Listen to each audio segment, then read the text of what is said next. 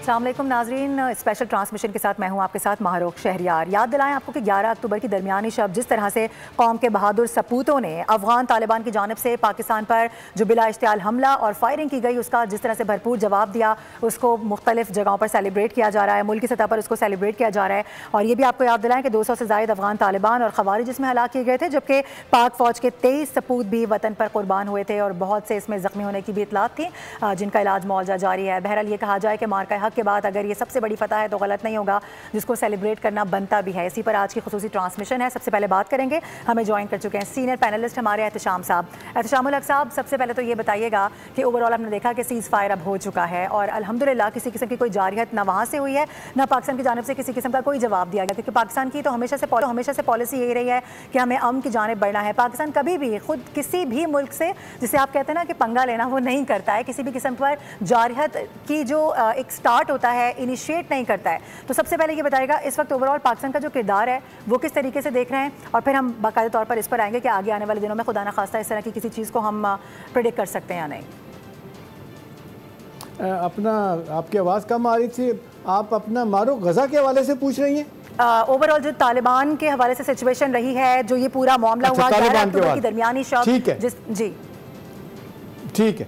अच्छा देखें, दो बुनियादी सवाल हैं मारूफ इस वक्त। पहली तो बात यह है कि आपने ठीक कहा कि वो एक रात के बाद जो लग रहा था, आज पिछली रात जो गुजरी है वो अमन से गुजरी है। उसकी वजह यही थी कि जब आपको पोजीशन ऑफ स्ट्रेंथ से बात की जाए तो आपको बात समझ आती है। बाज़ औक़ात आप देखते हैं, हम इसको वीकनेस कहें, अपनी मोहब्बत कहें, बरादर इस्लामी मुल्क कहें, जो कुछ मर्ज़ी कहें, हम तो बरसों से जो है ना वो इनकी जिस मेहमान नवाजी कर रहे हैं। 40 लाख मुहाजिरीन हर वक्त हमारे पास रहे हैं, लेकिन दे आर सो अनग्रेटफुल कि वो आपने देखा कि जब भी कोई बात ऐसी होती है तो हमारे दुश्मन के साथ मिल के तो हमें डिस्टेबलाइज़ करने की कोशिश करते हैं। अब दो चीज़ें सामने आ गई। एक तो बड़ा वाज़ेह तौर पे उनको पता चल गया है कि जी अब ये जवाब आएगा, बड़ा ज़बरदस्त जवाब आएगा। अब जिस तरह हमारे प्राइम मिनिस्टर ने भी कहा था एनफ इज़ एनफ, और फिर आपने देखा हमारी फोर्सेस ने जवाब दिया, उनको अंदाज़ा हो गया। लेकिन ना उनकी तो अफ़गानिस्तान की कोई रेगुलर फ़ौज तो है नहीं है, कोई रेगुलर आर्मी है नहीं है। वो जिस तरीके से ऑपरेट करते हैं आपने देखा तो TTP और TTA दोनों, मैं तो ये कहता हूँ तहरीक तालिबान पाकिस्तान और तहरीक तालिबान अफ़गानिस्तान जो है ना, दोनों एक ही सिक्के के दो रुख हैं।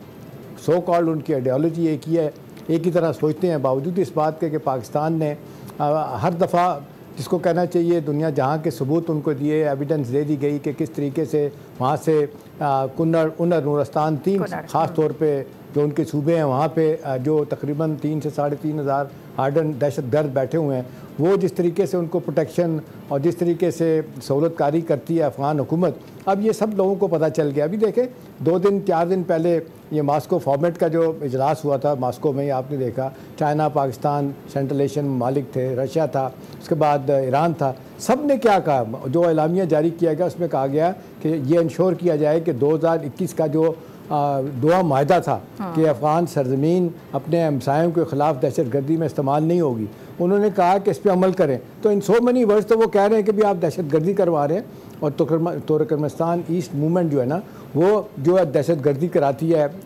सिंकियाम में, चाइना में, तो चाइना के भी बड़ी स्ट्रॉन्ग रिजर्वेशन है इस हवाले से। तो पाकिस्तान तो बार बार उनको कह चुका है कि देखें ये हमारी जो मोहब्बत है, या हम नहीं चाहते कि मुसलमान को मारे, और ये कि इस हमारे शराफत को आप कमज़ोरी ना समझें। फिर आपने देखा हमारी हुकूमत ने बड़ा स्ट्रॉन्ग मारूफ मैसेज उसकी हुकूमत को नहीं, उनके लोगों को दिया कि हमारी आपके साथ कोई लड़ाई नहीं है। ये फितना और फसाद और फितना और खवारिज, फितना और हिंदुस्तान वाले जो लोग हैं इकट्ठे हो गए हैं, रॉ है, NDS और TTP है, ये मिलके पाकिस्तान के ख़िलाफ़ जो कर रहे हैं, हम इनको ताकत के ज़रिए पहले भी ख़त्म कर सकते थे, हमने अवॉइड किया, कोशिश की, लेकिन इस दफ़ा आपने देखा जब बहुत ज़्यादा हद हो गई, पाकिस्तान ने अंदर घुस के मारा। अभी भी इनका मैसेज यही है, इत्तलात ये आ रही हैं, मैं ख़बर के तौर पे आपको बता रहा हूँ कि एक वफ़द बनाने की कोशिश हो रही है कि वो जो जाएगा एक मरतबा फिर उनको समझाने की कोशिश करेगा। ठीक है, कतर ने कहा है कि जी हम सुलह सवाई कराने के लिए तैयार हैं, मीडिएशन के लिए तैयार हैं। इस तरह का बयान जो है ना वो आपने देखा सऊदी अरब ने दिया। और बाय द वे वहाँ से जब इजराइल आ रहे थे प्रेसिडेंट ट्रंप, तो उन्होंने कहा मुझे पता चला है पाकिस्तान और अफगानिस्तान की जंग खत्म हो। कलामी की माजरत, दोबारा आपकी जानिब आऊंगी। सब्सक्राइब करें और बेल दबाएं ताकि कोई खबर रह न जाए।